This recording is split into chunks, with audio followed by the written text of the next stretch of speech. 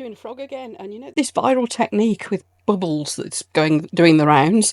I think Jelly Bean Crafts came up with this one using water beads that use flower arranging to make the bubbly effect in your mould. Well, I'm going to have a go at doing a slight twist on that.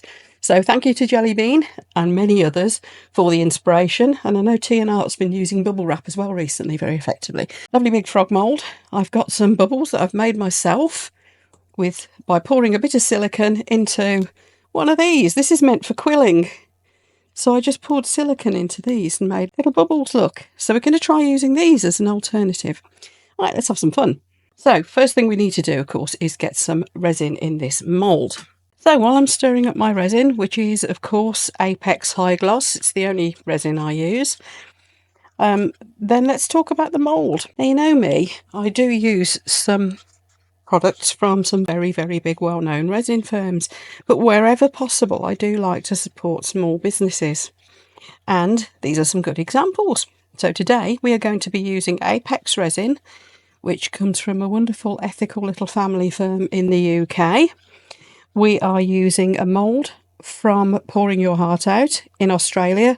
I think you all know who Julie Cuts at Pouring Your Heart Out is, so that's where that's from. We're using things I've made myself.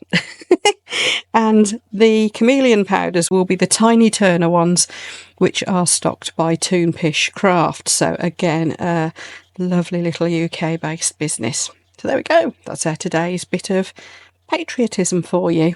As soon as I've mixed this up, I shall be back with you. So I've mixed it far too fast as usual, so I'm sure there will be bubbles. But we're going to fill him up to, I think we're going to get just into his legs with what I've got in the pot here. Then I'm going to let some of the bubbles come out. We'll let them pop. It will degas on its own, this resin just does. Right, so that's built that up into his legs. I'm going to go a little bit further still, but don't forget, once I put the little bubbles in, which should float, she says, hopefully, it's going to push that resin up a bit further anyway, because they will create volume. Some of them are quite big. Right, so let's see if we can drop them in. By the way, I made some bits like this as well, using that little quilling mould. There he is, look. Because I use those as little things for propping stuff up, because things don't slide around on them. Right, should we go for a whopping big one in the middle? Oh, I'm going to let the bubbles pop a bit first. So the bubbles are rising. Let's get in here with some bubbles. I think that one's a bit too big. So let's go for that as our biggest one. Will it float? This is the question. Oh, I think so. We'll see. Of course, I could let the resin thicken up a bit first, but so far so good. I'm actually going to get my tweezers if I can find some. These are some tatty old tweezers. Yeah, I'm going to get my tweezers and put them in, because I think particularly with the smaller ones that might be easier and a bit less messy. And I'm going to put these in quite randomly. And while I'm doing this, Jelly Bean Crafts came up with this idea that you could use those water crystal things. You know, the ones that the little balls that you soak in water and they swell up. So they look really pretty in your vase. And more recently, T&Art has been experimenting with that and also bubble wrap, which gave a whole different interesting effect. That was kind of cool. So what I'll do is I'll put your links to both of their channels down below in the video description, along with links for all of the things I'm using today and, where applicable, the discount codes. So enjoy. There's lots of yummy stuff for you down in the video description, so just click on where it says more below the video if you're watching on anything but a TV. I don't know how it works if you're on a TV, because I don't watch it on TVs myself. Now what I'm going to do with all these little bubbles, once they're all in and it's cured, I think I've got one I've sunk. What I'm going to do with all these little bubbles is I'm going to probably colour them in all different colours from the Tiny Turner range, because I've got so many of them now. I might as well. Oh, this one's tiny. That's never going to work. I'm never going to be able to catch that. Let's not do the excessively tiny ones. I just hope I've got enough, because some of these are a bit big, some are a bit small. I don't necessarily want it to be completely all over anyway, to be honest. Yes, this is the way to go. Tweezers. It's a bit less messy, definitely. Oh, sorry if my head gets in the way. I'm enjoying doing this, actually, strangely. It's one of those strangely satisfying things. I think I should have made more smaller ones. And I need some up into his head, don't I? So let's push these along if I can without sinking them. Seems to me that silicone is lighter than resin, so I think we're in luck. I think we knew that from using inlays, didn't we? All these are really, isn't it? It's inlays, but I just didn't, because they're so chunky, I wasn't sure whether they would still float. Some of them are deeper than others as well. I've got some different depths going on here. Definitely just sunk one underneath there. Let's pull him out. Otherwise I'm going to end up with some stuck in here, aren't I? Oh, come on out. So I've just established that you can make them sink. Don't do that, because then you can't get them out. Oh, making a mess of this. Got to the trying to get these out point. We're going to do, with the first layer, we're going to do the ethereal powders. Oh, that came out easy. Where was I? Ethereal powders from the Tiny Turner. So let's get these little perishes out. Back in a sec when I've got them all out. They are not going to be easy, I do know that. Need a sharp pointy thing. Right, the easiest way seems to be, what have I got on my hands? Oh, what am I like? Anyway, yes, the easiest thing seems to be just a dotting tool, because it's got a roundy end. Oh, let me clean my hands. It's been a busy day in the craft room today, that's all I can say. That's better. Right, yes, dotting tool. Easy pops. And it won't damage them, because there's nothing to burst. That's the main reason. This is my concern about the water bubbles. I am going to try that though, because I have to confess I haven't. Those water beads, I really do need to try that, because they just look awesome. But my concern was popping them. Now look, some of the resin went over the top. There it is. It's come off with it. Oops. That water beads idea looks like an amazing idea. I've really got to try that. That was pretty easy. Right, have I got them all out? I think I have.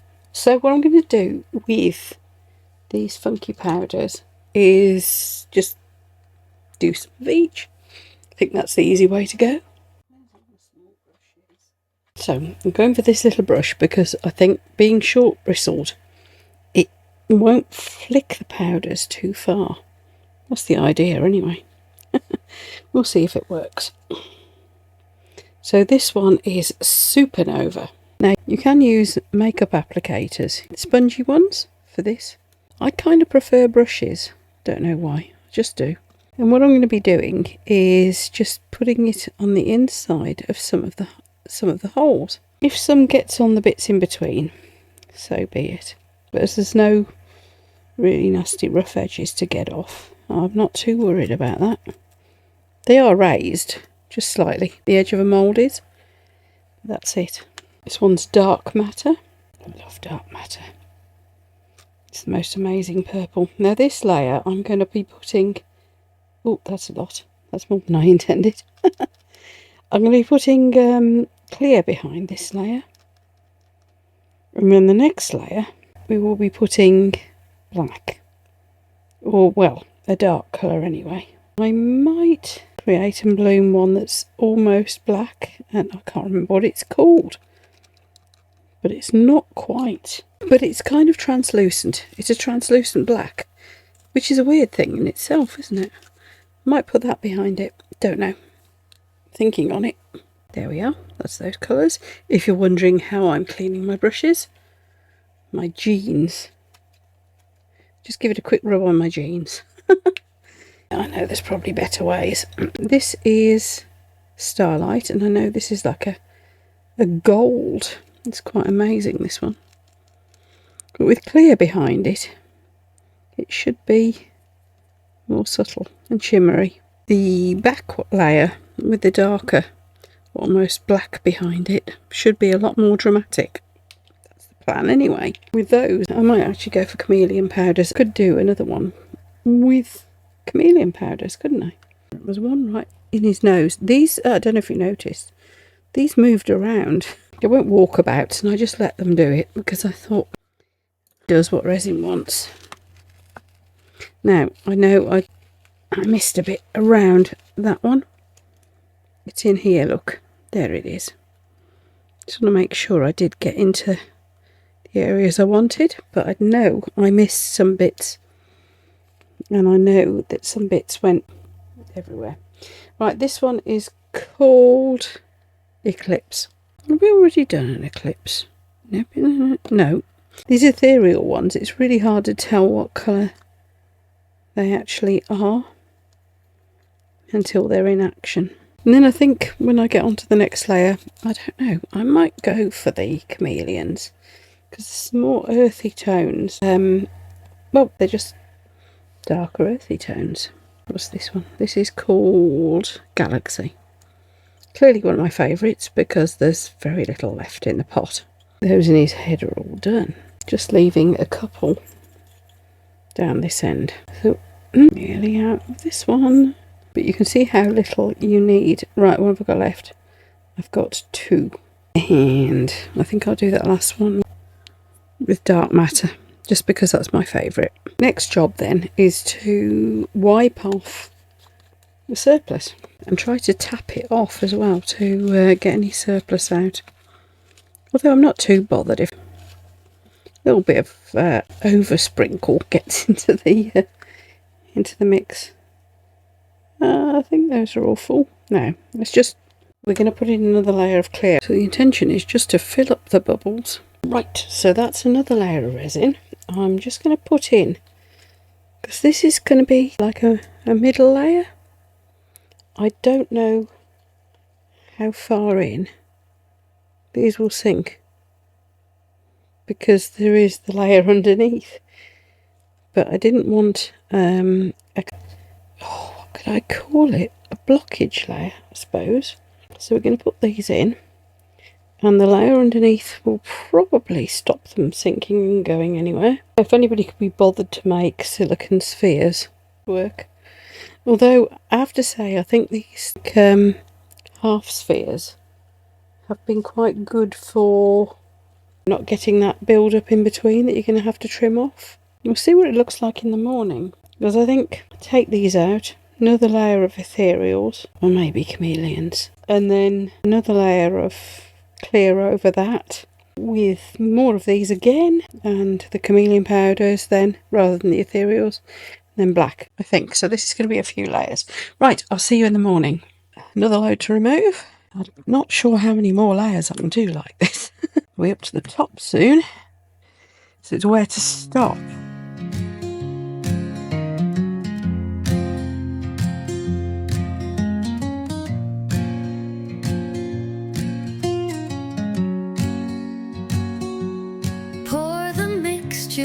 Into the mold so tight, a little frog born from resin tonight.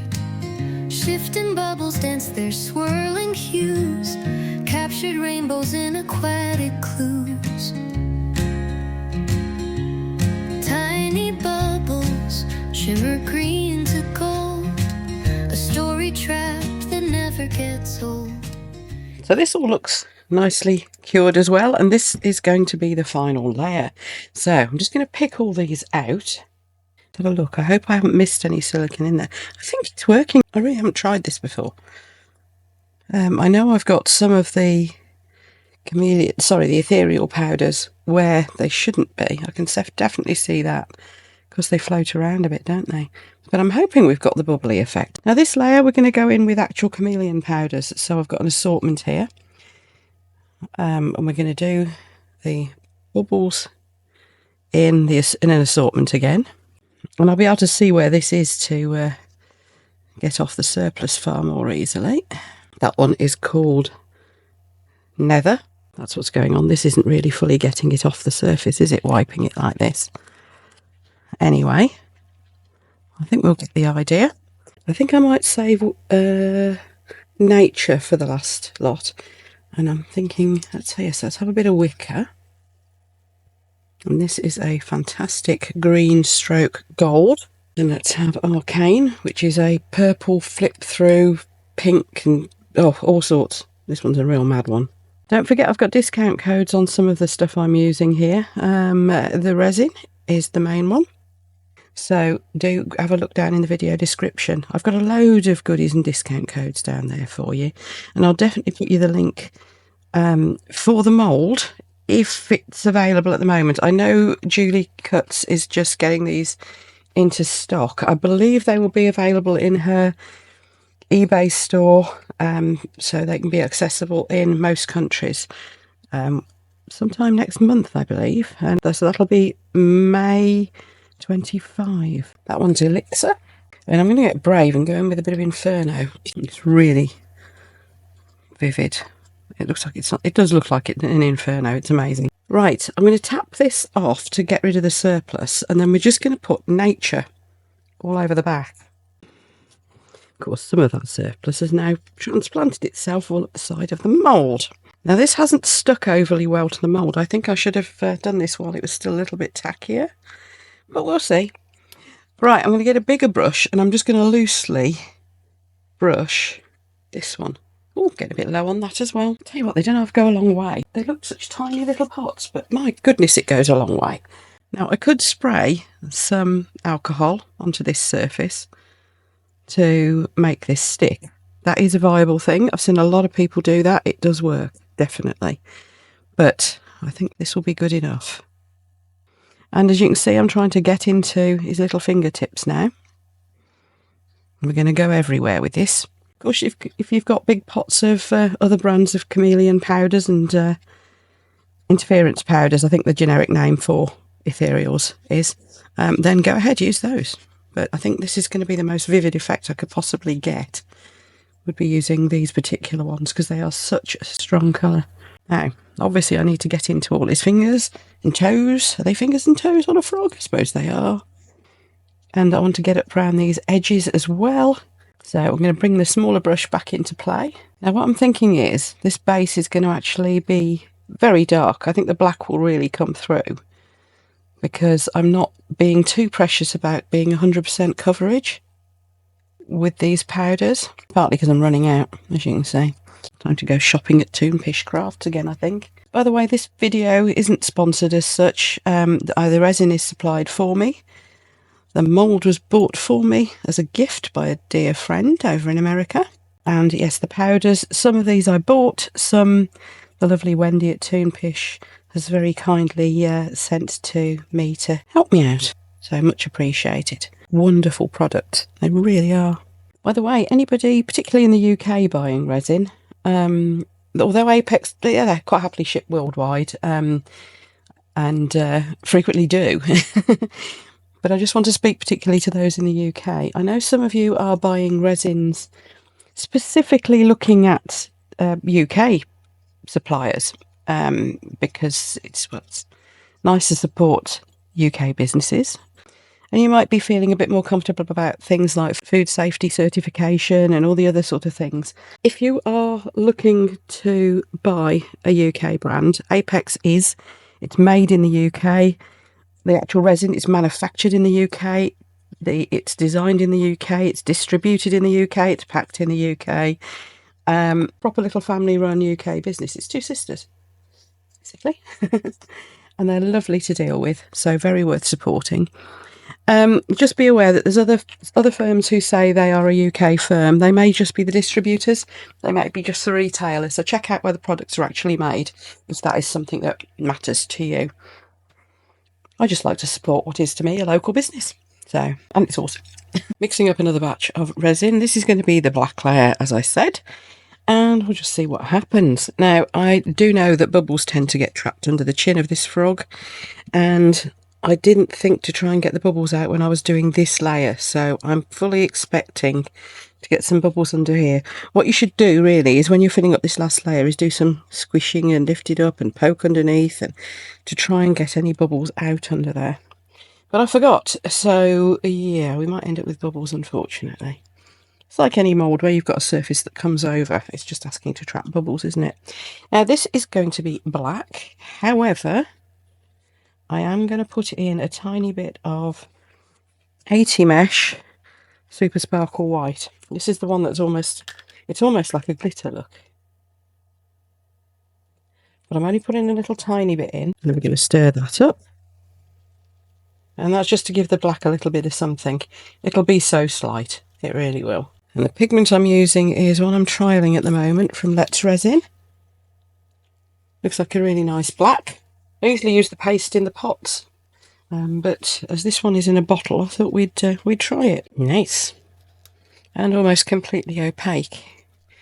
I think when I use the just for you online ones, I need slightly less to make it opaque, because they're an actual, like, paste in a pot. It's even thicker and even more pigmented. But this one is certainly nice and easy to use. So yeah, let's go with it. And see, just that tiny bit of sparkle to it, just to give it a little something extra. Just going to pour that in. I might need a bit more. So I'll top this on up, right up to the brim. And then I'll see you in a few hours. I mean, this resin, it's probably best left overnight. It's that sort of thing. It takes, I don't know. I've demolded in anything from 8 to 16 hours. It depends how warm the room is, how deep the pour is, and so on. But yes, it's going to be a good few hours. Time to demold. I hope this has worked, because there's quite a lot of resin in there apart from anything else. And those beautiful powders. Now, there's definitely going to be a knack to demolding this, and I have no idea what it is. I think I might have to start at this end first. I have been watching other people demolding them, and there seem to be a lot of different opinions on this. And I've used it twice so far and ended up doing it different each time. What I'm going to do is try and loosen this end off first, and the head end should just hop out with a bit of luck. Oops, there's a little bit of trimming to do.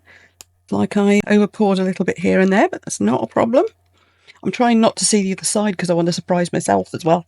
I think we probably all do it, don't we? By the way, do you like the way the surplus powders have come up to the surface?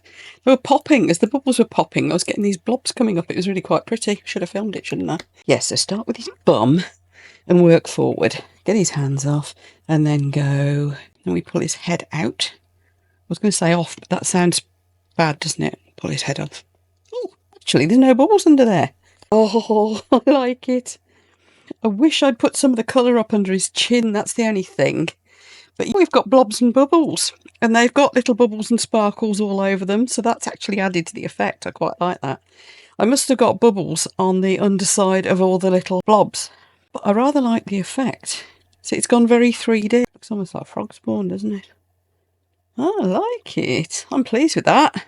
What do you think, everyone? Now, I'm going to colour his eyes in, I think. I tend to do this just with chrome marker pens. This is one of the Let's Resin ones. The thing is, I haven't got a very fine tip one of these, so I'm trying to go with the point of my chisel tip one. Maybe I'm going to get it all round the rim as well, aren't I? Never mind. So as soon as that's dry, I'll put the centre line in. Let's do his mouth while his eyes are curing. He's got a very big smile, hasn't he? Might need to go around that a couple of times as well. You can see where he's going then, and he can smile. Is that dry? No. Right, I'm going to have to leave that a few minutes, aren't I?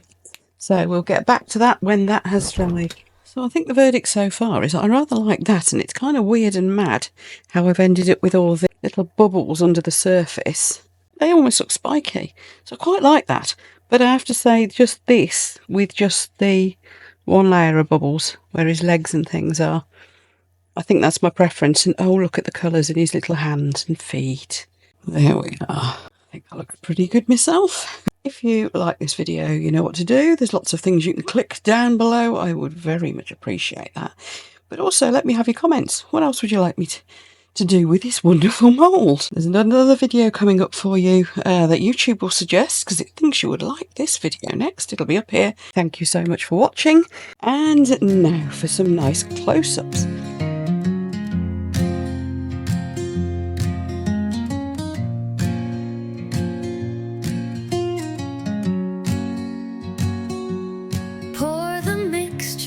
Into the mold so tight, a little frog born from resin tonight. Shifting bubbles dance their swirl.